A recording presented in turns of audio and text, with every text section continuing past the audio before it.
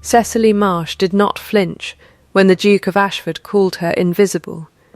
She was standing 3 feet from him when he said it.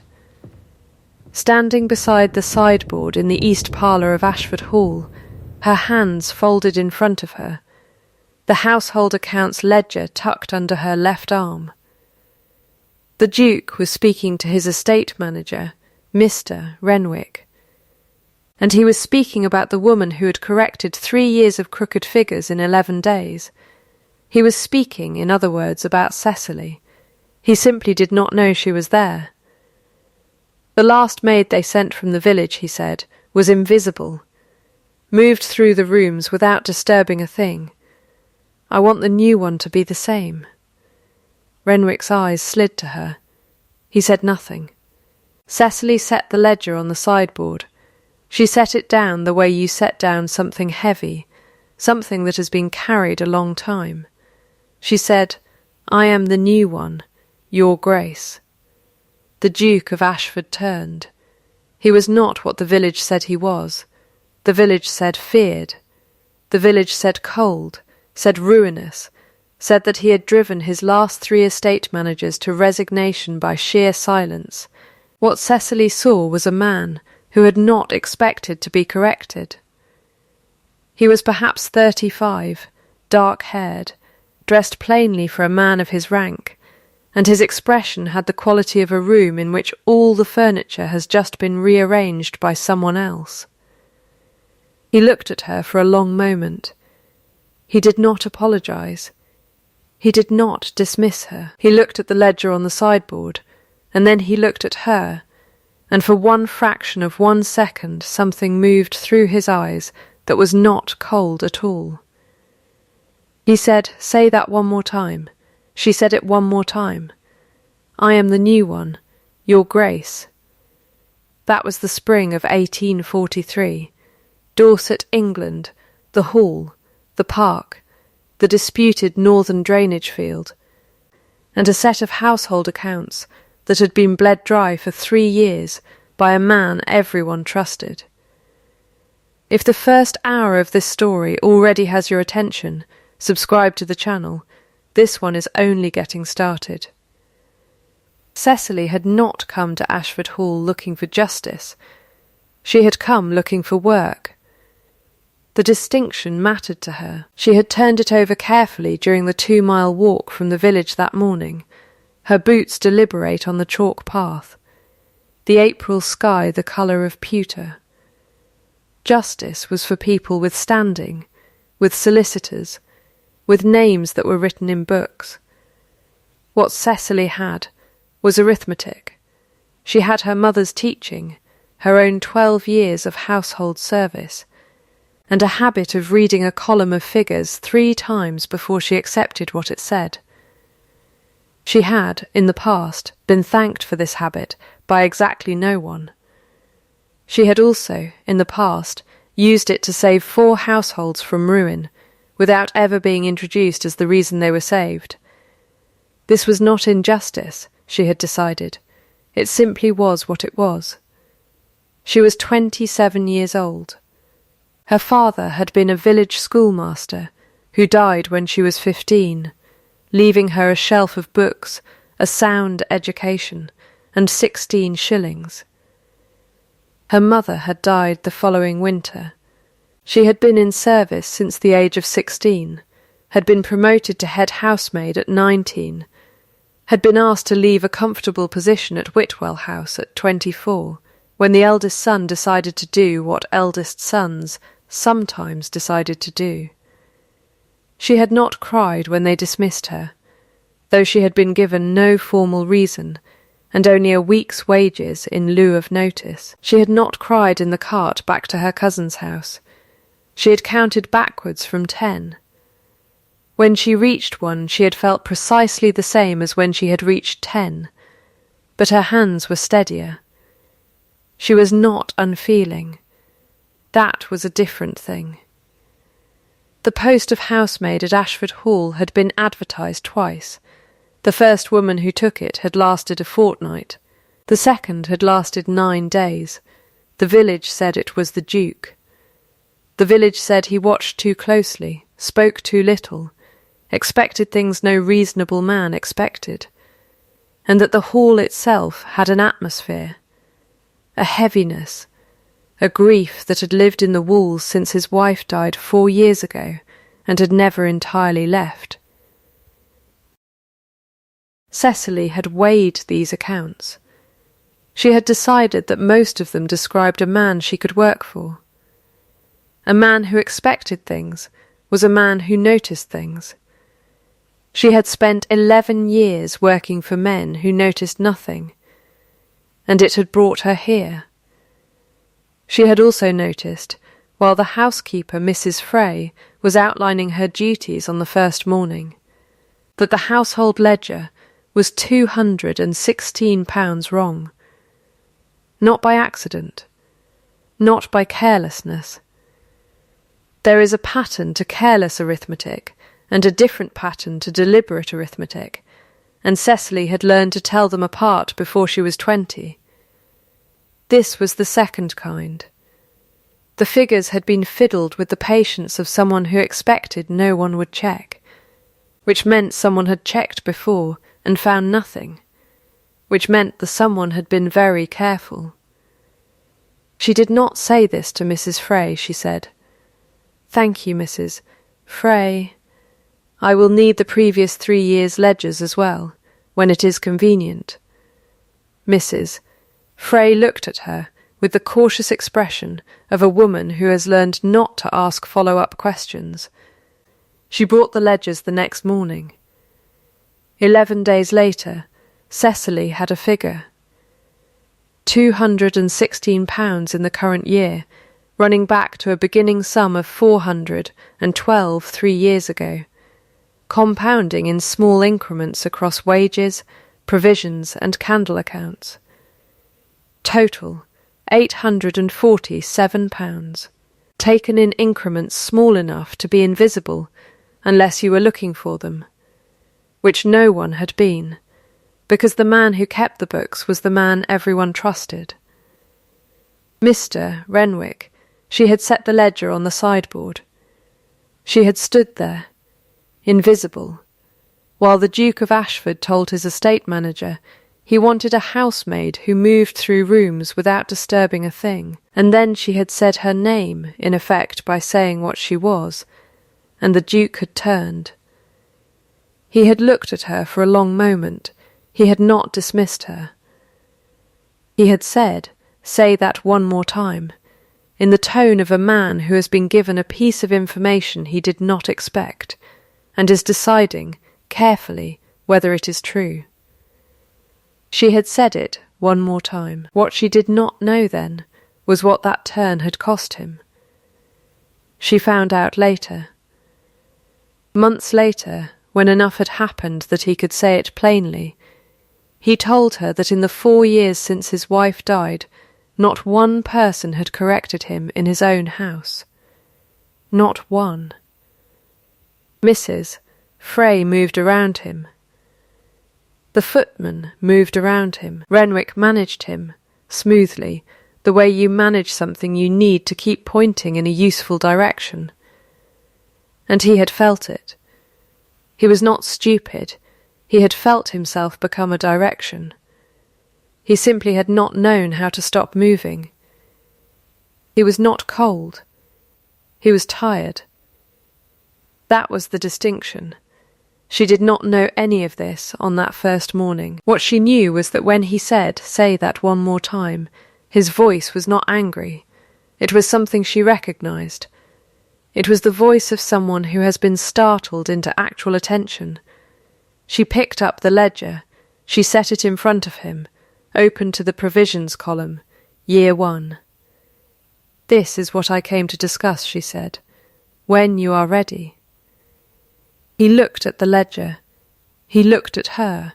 He said, "Who sent you?" "No one," she said. I answered the advertisement. The corner of his mouth moved. It was not a smile. It was the suggestion of what a smile would be if he decided to let it. She noted it the way she noted a figure that did not add up, filed it, moved on. "Renwick," he said. Renwick had not moved from the side of the room. Cecily had not looked at him since she set the ledger down. She looked at him now. He was a compact, pleasant-faced man of perhaps 50, with a manner that was always slightly more solicitous than the situation required. He was looking at the ledger. "I will review the accounts today," the Duke said. That was all. He said it to Renwick the way you say a thing when you are not yet certain what the thing means, but you mean to find out. Renwick said, "Of course, Your Grace," and left the room without hurrying, which was, Cecily knew, the one way you could hurry without being seen. She watched him go. The Duke watched her watching him. "You know what you found," he said. "I believe so," she said. "I would like to show you rather than tell you. If you will permit me 1 hour." 1 hour later, the Duke of Ashford had not smiled. But the ghost at the corner of his mouth had made a second appearance, and this time it stayed a beat longer before it left. He said, "You counted all of this in 11 days. "I count quickly," she said. "You are a housemaid, I am." She folded her hands. The two are not mutually exclusive. He said nothing for a moment. He turned a page. He turned another. The fire in the grate was the only sound. "Mrs. Frey is protective of the household accounts. Yes, you went around her." "I asked her for the ledgers," Cecily said. "She brought them." "That is not going around her." She paused. "I would have gone around her if I'd had to. But I didn't have to." He looked up. "You are very precise," he said. "It is useful," she said. That ghost moved at the corner of his mouth again. He pressed it down. She watched him press it down. She thought, "You have been doing that for 4 years, and you are not as good at it as you think." She did not say this. He turned back to the ledger. April became May. May became a long bright June, in which Cecily remade the household accounts from the ground up, and the Duke of Ashford appeared in the study doorway at 7 in the morning on 3 separate occasions to ask a question he had clearly been holding since the night before. The first question was about the drainage field on the northern boundary. The second question was about the candle suppliers, specifically whether Renwick's preferred supplier was priced fairly against the market. The third question was about a letter she had found misfiled in the back of the accounts book, a letter she had set aside and not yet mentioned. She told him about the candle supplier first. The short answer was no, it was not priced fairly, and hadn't been for 2 years, and she had already written to 2 alternative suppliers for comparison quotes. He looked at her for a long moment, with the careful expression she was coming to recognise as his version of being impressed. "You wrote in my name," he said. "I wrote in the household's name," she said. "I was careful about it. I see that." He looked at the letter she had drafted. Then he said, "What about the drainage field?" She told him about the drainage field. It was a 40-minute conversation, conducted over a map pinned to the study table, during which they stood side by side and she indicated, with a pencil, 4 places where the field had been misread in the survey, and 1 place where the misreading was too consistent to be accidental. He said, "The survey was done by Renwick's cousin." "I know," she said. He looked at her. "You have been thorough. I have been paying attention," she said. "You said you wanted someone who moved through rooms without disturbing a thing. I move through rooms. I pay attention." He said, "I did not know you were in the room." "No," she said. He looked at the map for a moment. Then he said, "What about the letter?" She brought the letter. It was written in the hand of the previous estate manager, a man named Allard, who had retired 5 years ago, and it was addressed to the Duke, and it had never been sent. It described, in plain and careful language, a pattern of irregular withdrawals from the household fund, and it named the person responsible. The letter was dated 4 months before Allard's retirement. The Duke read the letter once. He set it down. He left, he said, without saying anything. He wrote the letter, Cecily said. He never sent it. No, she looked at the letter. I think he was afraid. The Duke said nothing. He looked at the window. The park was green, and still in the June light. He had worked here for 22 years, he said at last. Yes, she said. I imagine that was precisely the problem. He turned and looked at her, not the inventory look she had come to expect, the careful taking stock. Something else. Something that sat slightly behind his eyes and was harder to name. Why are you telling me this? He said. She understood that he was not asking the obvious question. He was asking the other one. Why are you doing this when it is not your position, not your responsibility, not something you were engaged to do, when it would be simpler and safer to keep your head down and move through rooms without disturbing a thing? She said, because the numbers are wrong. And I cannot unknow a number once I have seen it. He said nothing. She said, I am not doing this for you, Your Grace. I am doing it because it is true, and I know how to show it. Those are different reasons. He said, yes, he said it quietly.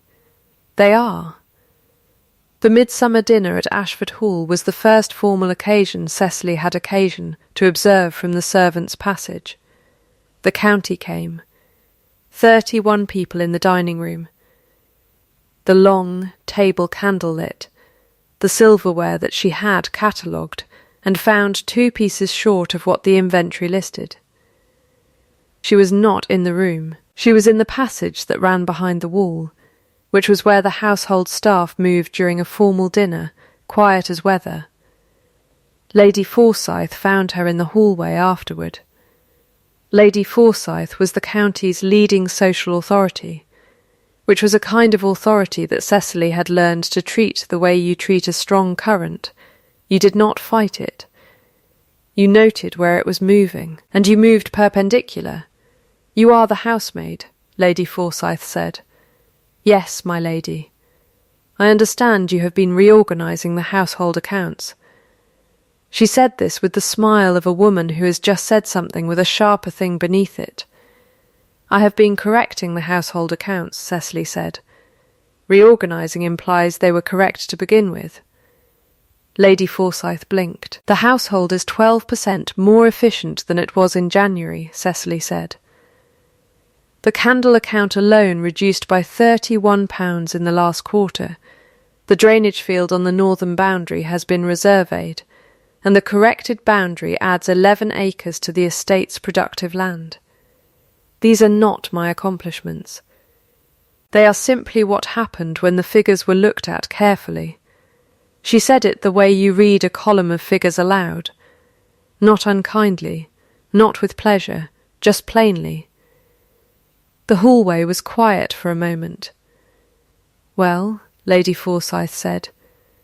Cecily inclined her head and went back to work. She did not know the Duke had been standing at the end of the hall until she turned the corner and found him there.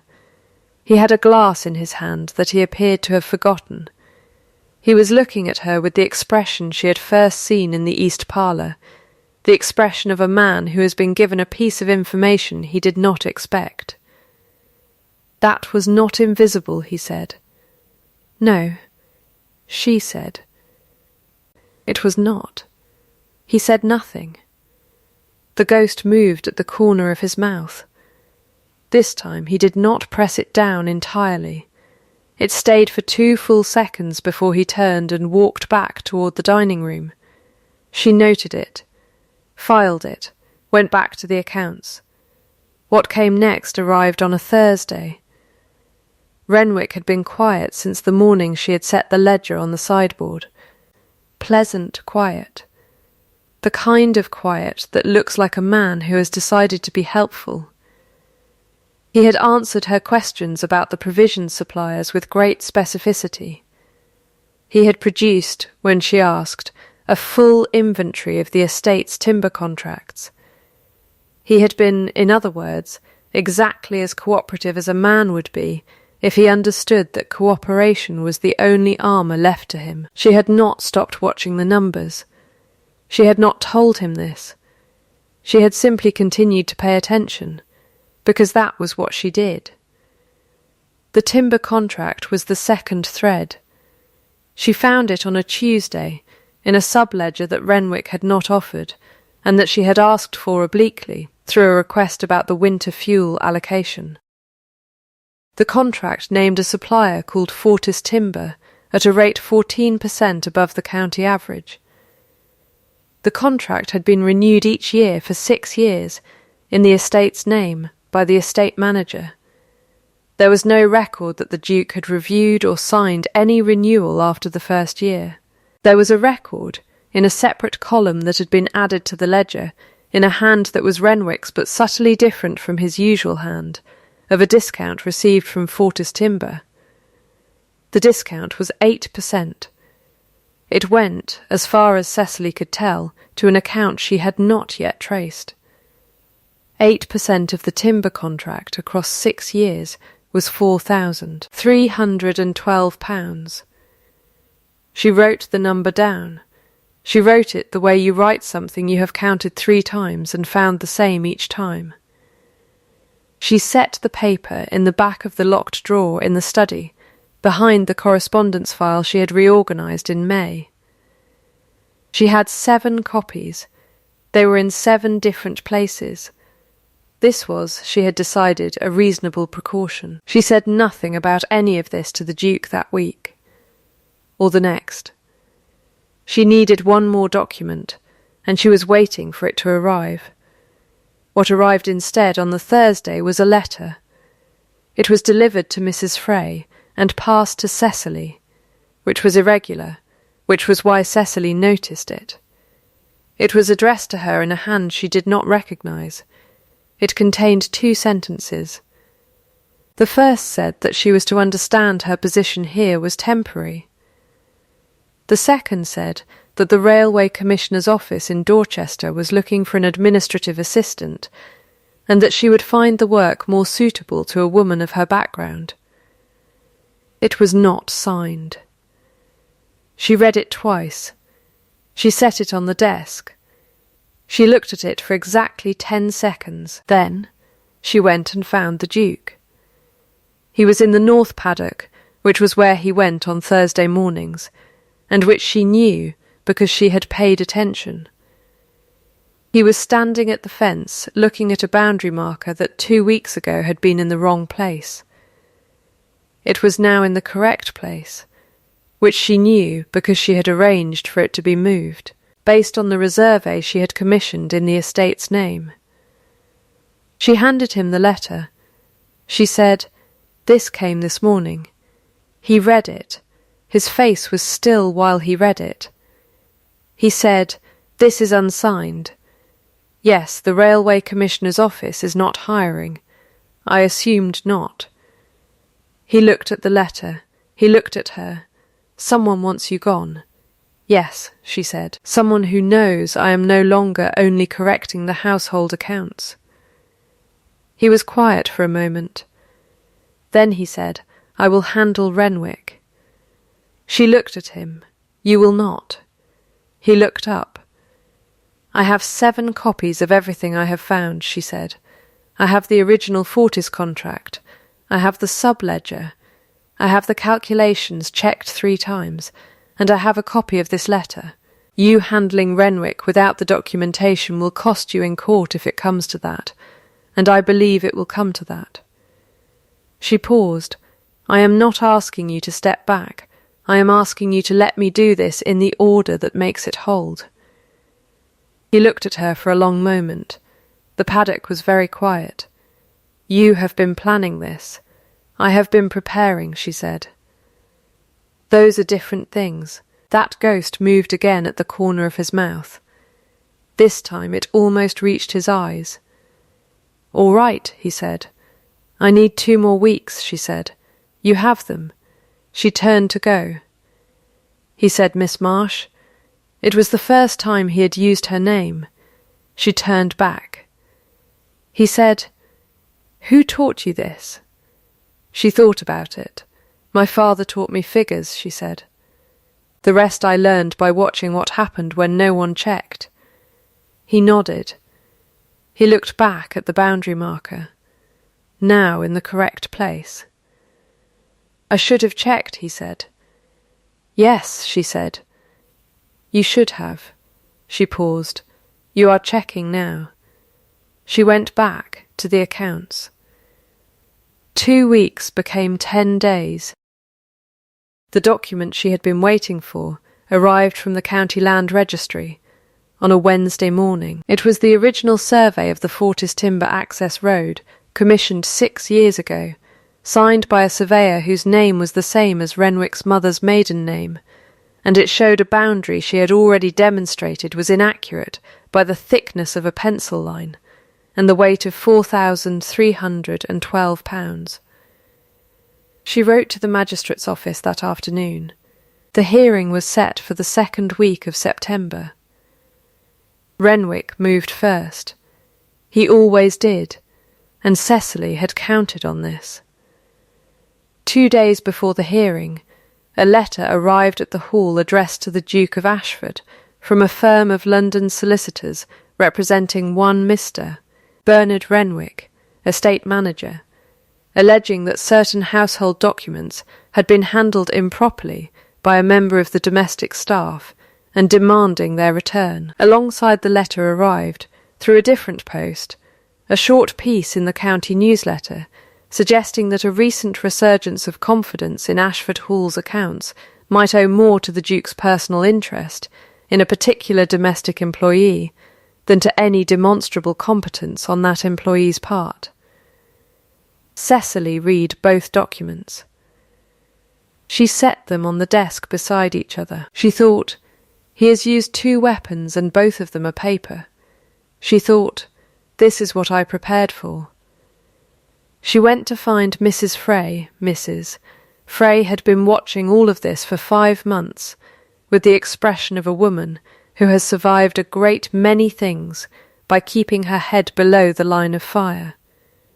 She looked at Cecily when Cecily entered the kitchen. She said, "Well?" "I need you to remember," Cecily said, "who brought me the ledgers in April." Mrs. Frey was quiet for a moment. "You asked me for them," she said. "I brought them. That is what happened." "Yes," Cecily said. "That is exactly what happened." Mrs. Frey held her gaze. Then she said, "Hold your head up," in the way that meant several things at once, and turned back to the stove. The hearing was held in the county magistrate's office on a Tuesday morning in the 2nd week of September. It was not a trial. It was a formal inquiry, which is a different thing, though the room had the feeling of something that had been building for a long time, and was now finally being allowed to arrive. The magistrate, a Mr. Crow, was a man of perhaps 60 with ink-stained fingers, and the manner of someone who has listened to a great many versions of the truth and developed a very precise method for distinguishing them. He sat at the head of the table. Renwick sat to his left, with a solicitor from the London firm.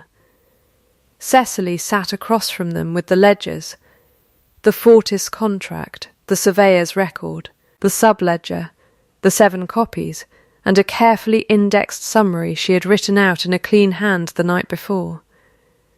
She was not nervous. She was steady. She had found over the years that those were not the same thing, but they served the same purpose. The solicitor spoke first. He was smooth and fast, and he said, in several different ways, that the documents had been obtained by an unauthorised party, that their provenance was uncertain, that the calculations were complex and required expert verification, and that the character of the primary witness was subject to certain professional concerns he would be happy to address. Cecily waited. Miss Crowe looked at her when the solicitor finished. He said, "Miss Marsh?" She stood. She said, "The ledgers were provided to me by the household housekeeper at my request, in the ordinary course of household account review. The sub-ledger was provided at my request through a written request for the winter fuel allocation, which is a standard household document. The surveyor's record was obtained from the County Land Registry by registered request, a copy of which I have here. The calculations have been verified twice by myself and once by a certified land agent in Dorchester, whose signed statement is on page 4 of the summary.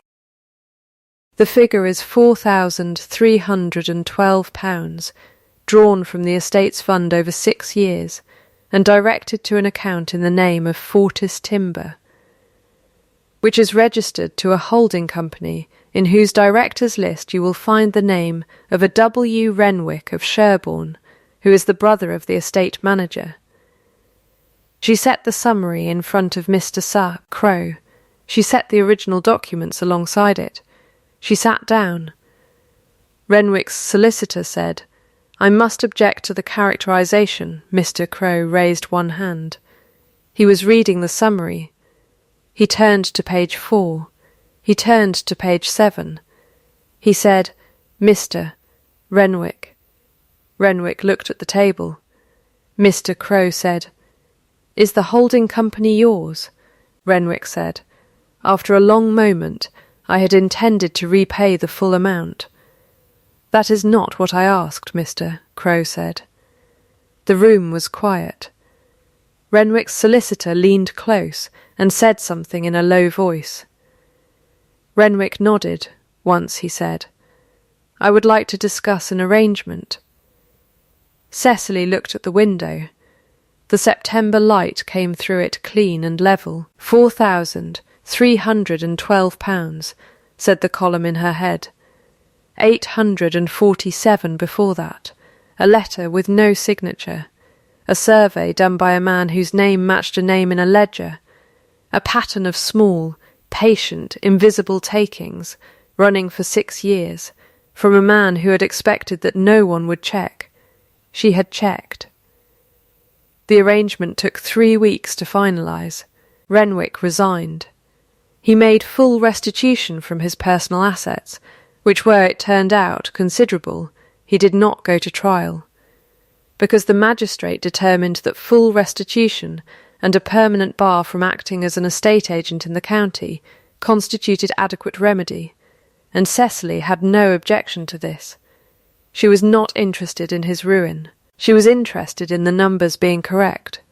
The Duke signed the document of restitution on a Thursday morning, in the study, where, 5 months earlier, she had set a ledger on a sideboard and told him who she was.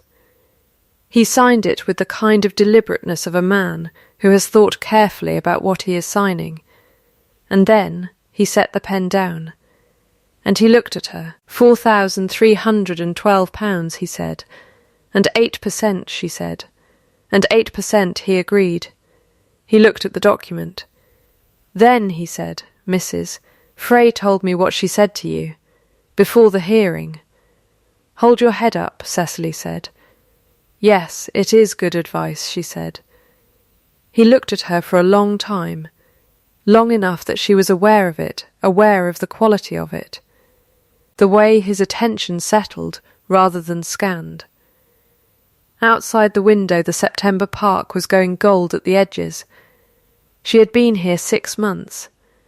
She had corrected £847 and then 4,000 more, and she had resurveyed a drainage field and replaced 2 timber suppliers and written 37 letters in the estate's name, and turned down, quietly, twice, the opportunity to accept a sum of money from him directly that he had framed as a bonus and that she had known was something else. She had turned it down the second time by saying, "I am not here because I could not afford to leave." He had said, I know that. She had said, "Then you understand why I will not take it." He had looked at her for a long time that time too. "Now," he said, "I understand now what you meant." She said, "About leaving? About being here because you chose it?" He was quiet for a moment. "I did not choose this. I was here. I remained because going seemed like more effort than staying. And then I remained because—" He stopped. He looked at the window, because the boundary marker was moved to the right place, and the candle account came in £31 under. And someone said, "Say that one more time in my own hall," and I turned around. She was very still. He said, "I am not asking you to stay for the estate." She said, "What are you asking?" He looked at her. "I am asking if you intend to." It was not the question she had expected. She had expected something grander, or something more guarded. She had not expected the plainest version of the thing. She stood with it for a moment. She looked at the ledger on the desk, now corrected, balanced, running to the penny. She said, "You should know that I will continue to correct you when the numbers are wrong. I am counting on it," he said, "and I will not be managed." "No," he said, "I had worked that out." The ghost moved at the corner of his mouth. This time she watched it come all the way. This time, for the first time, it arrived. He smiled, slowly, like a thing that has been kept back a long time and is finally being let through. She watched it happen. She thought, "There it is." She thought, "I have been waiting to see if that was there." She said, "Then I intend to stay." He said, "Good." He said it quietly, the way you say a thing you have been waiting to say and are not willing to perform. She looked at the ledger. She looked at him. She thought, "I am not staying because I need to. I am staying because this is true. Those are different reasons, and both of them are mine." She picked up the pen. She made the final notation in the corrected accounts. September 1843, balance confirmed, £4,312 recovered, figures verified in triplicate. She set the pen down. He reached across the desk and took her hand. Not urgently. Deliberately, the way you do a thing you have thought about carefully and decided to do plainly. She let him. Outside the window the park went gold and still in the afternoon light. The years after that were not quiet. They were good, which is a different thing. The drainage field on the northern boundary, properly surveyed and properly drained, produced its first full harvest in 1845. The yield exceeded the county average by 11%. Cecily recorded this in the accounts with her usual precision, though she noted in the margin, in her own hand, a single word: "Finally." The timber contract was renegotiated with a Dorchester supplier who had been in business for 30 years, and whose prices were, by Cecily's calculation, 13% fairer than Fortie's had ever been. She calculated this on a Sunday morning at the study table, while he read beside her and handed her pages without being asked, which was how she knew they had become the kind of people who worked well beside each other. Lady Forsyth called in the spring of 1844. She called officially, with her card, and was received in the parlour, and she said to Cecily, who was now the Duchess of Ashford and still kept the household accounts in her own hand, "I understand the estate is quite recovered." Cecily said, "Yes," Lady Forsyth said. "I may have been." She stopped. She tried again. "I did not originally understand." "No," Cecily said. "You did not." She poured the tea. "Would you like to understand now?" Lady Forsyth looked at her. She said, after a moment, "I believe I would."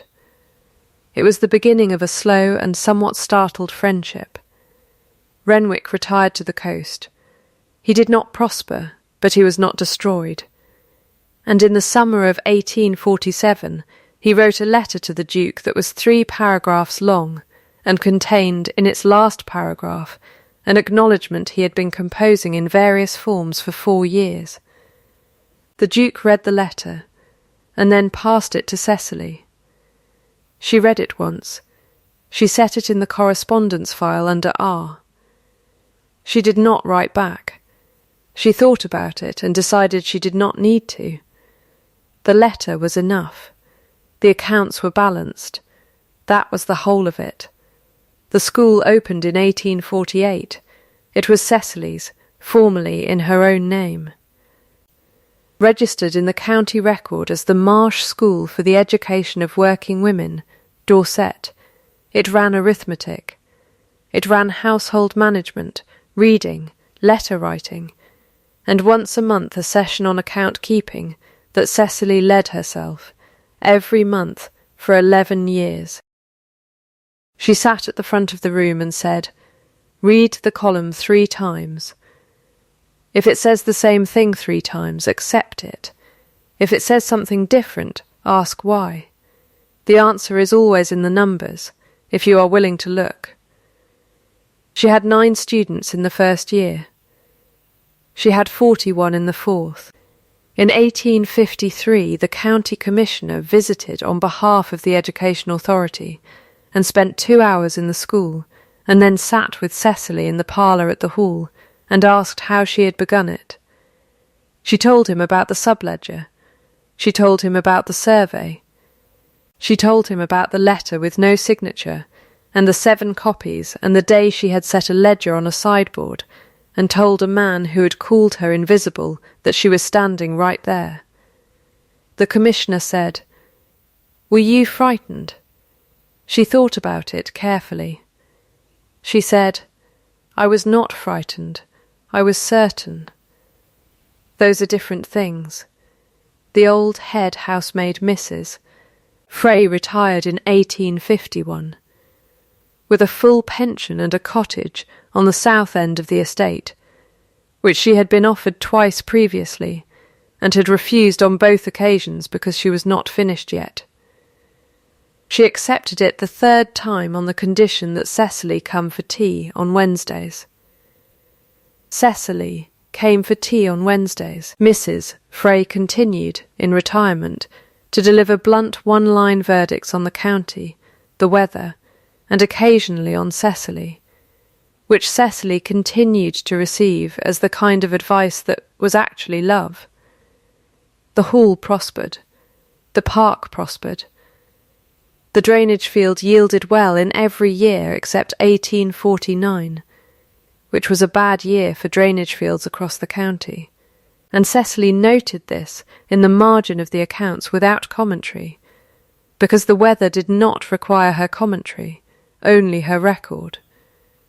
In the autumn of 1854, she sat at the study table, the same table where 11 years earlier she had set down a ledger and changed the direction of several things, and she read back through the accounts from the beginning, from April 1843 to September 1854.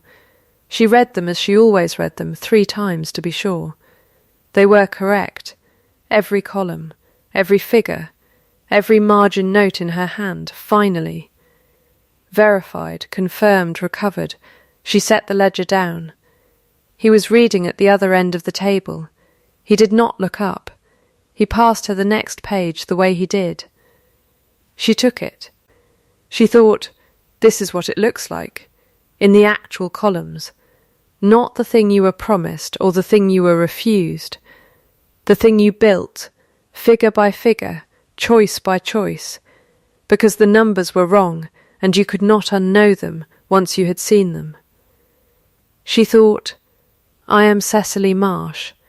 I have been Cecily Ashford for 11 years, and I am Cecily Marsh still. I did not come here for rescue. I did not come here for a name. I came here because the figures did not add up, and I was the one who knew how to make them right.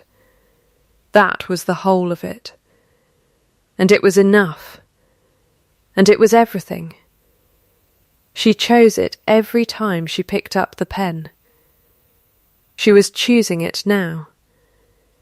She turned the page. She built that choice into the ledger, year after year, and the ledger into a school, and the school into a county record, and the county record into something that would still be there long after the figures had been forgotten, and only the fact of the thing remained, that a woman had walked 2 miles down a chalk path one April morning, because the numbers were wrong.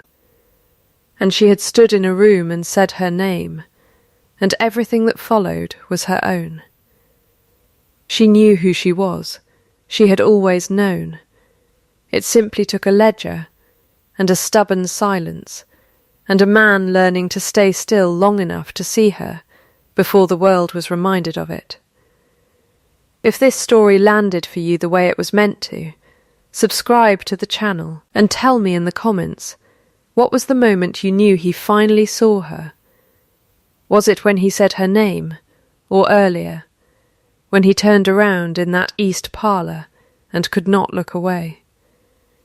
And wherever you are watching from, drop your city below. I want to know how far Cecily's story has travelled. Another one is already waiting for you, and I will see you there.